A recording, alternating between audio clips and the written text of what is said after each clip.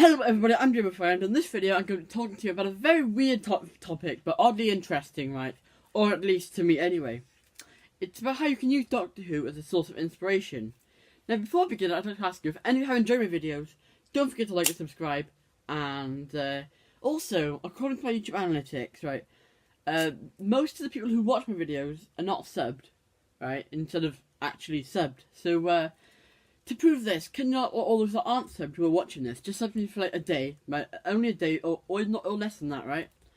And comment down below like, if you was one of those people, just so I can see like the ratio of subbed to not subbed, if you know what I mean. Okay. Anyway, also comment down below if at the end of this video, if there's like morals or things I've missed out from watching Doctor Who or other TV shows that you can learn. Anyway, let's begin. So if you're not up to date with Doctor Who in general, then let me fill in with the basics, okay? The Doctor is a time-travelling alien that resembles a human, right? He goes around protecting the universe in a TARDIS. I'm going to show you a mini version of it, right? And, yeah. Every now and again he's fatally injured, right? And whereas humans would just like die in this scenario, right? The Doctor and every other Time Lord can regenerate his body, whilst he changes his body and personality. Unless the Doctor was like decapitated, or then he wouldn't be able to regenerate, or if he was shot with a certain gun, right? I've got one from the Master here, right? Here it is. I found it the other day, and it's not mentioned in my Doctor Who collection video, which did really poorly actually. Anyway, where else was I? Oh yeah, and by the way, I'm reading off my phone, okay? So, if he was shot with a certain gun which prevents regeneration, like what happened to the Master, then he wouldn't be able to regenerate. And the Time Lord has 13 lives, and each life can live up to about 500 years before regenerating. A Time Lord could refuse to regenerate, but then they'd have a certain amount of time to change their mind, or they would just die completely. Like almost what happened with Peter Capaldi at the end of season 10, right? Anyway, these are my reasons on why you can use Doctor Who as a source of inspiration. Number 1, each regeneration means a new body and a new personality, right? As the Doctor ages, he goes through his regenerations, and as humans we can't regenerate nearly as enough to call ourselves Time Lords. But as we get older, we can change and move past, like, tragic and upsetting events. Like the 9th and 10th Doctor were able to accept what happened during the Great Time War. This is how I've used this, right? Before my birthday, I was reluctant to stay behind for school for extra revision, right? And it was boring and a long walk home. I was also very lazy. Even though it was important in order to get good marks in future tests, I didn't do it, right? And now I've made a pact to attend as many revision sessions as I can. And so far, I've been successful. My second point, okay? The second Doctor, 1966 to 1969, was exiled by his own race for helping the universe to Earth, right? In real life, the programme just suffered budget cuts.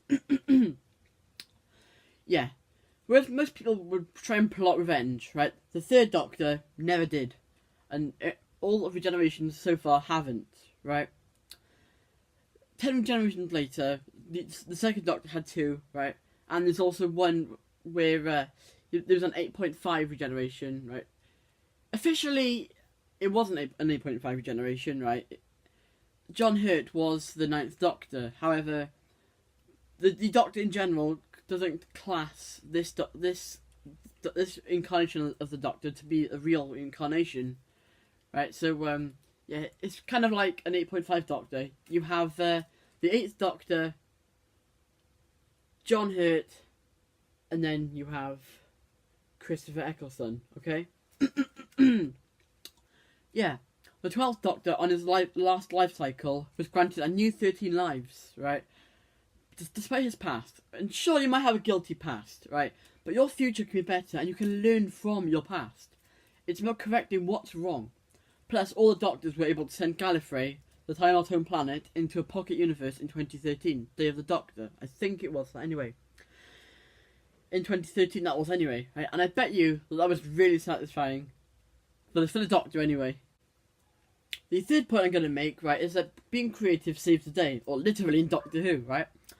In the show, the Doctor has used many methods of saving the day, sometimes by tricking the enemy, using science, betting, pressing numbers, trapping the enemy, and so many more different ways, okay?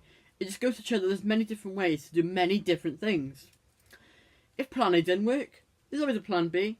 If the Doctor hadn't done this, right, then in the show, it'd be crazy to think of what Earth and the universe would look like, okay? But yeah, the Doctor, in all the millennia, he's protected the universe. He never gave up, okay?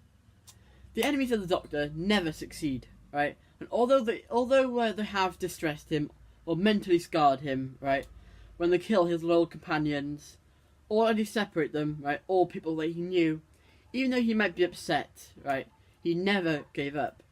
And whereas we might be upset by an event, right, you don't let it stop you doing what you need to do. The fourth point I'm going to mention, right, is that being independent is very important. In the world of Doctor Who, the Doctor doesn't 100% rely on a companion, even though he might genuinely like them or trust them. That's because he might not know them very well, that's all, right? I'd say only the 13th Doctor has really trusted the companions completely, and the 10th Doctor with Rose, right? I like this one because when I was first starting secondary school, I was cheating with schoolwork a lot. Yeah, I know, right? We all have a past that we regret. But then year 8 came along, and I realised the person I was copying was an idiot, and I smelt the coffee. I started working really hard to do my work and homework, and in the next year, I put in the Stretch and Challenge set, right, which is the highest set with the top 30 in year 9. This is from being independent and working very hard to get where I am today. If the Doctor had laid back and let the Daleks take over Earth, then humans wouldn't exist today, in the TV show, obviously. Bonus point, right? I came up with this last minute. If you're a massive fan of Doctor Who, you would know that the Doctor, he's been through many times where most of us would just give up, okay? This is kind of like building on past points. Even when enemies or circumstances separate him from his companions, right, or cause him to regenerate, he never gave up. I've used this with my YouTube channel, okay? If you look at my analytics, right, I have 350-ish videos, right, and 137 subscribers, like, at the time making this video. Thank you for watching. Be sure to like and subscribe, right? Oh, and by the way, yes, that is for 2.6 videos, right? For every 2.6 videos I make, I gain 1 subscriber. I enjoy making them, but sometimes the lack of acknowledgement, especially when a video took a lot of time to plan or create. Notice I haven't made any actual videos before this for 5 days, right? PUBG streams do not count. But yeah, thank you for watching. Be sure to like and subscribe, and have a good day.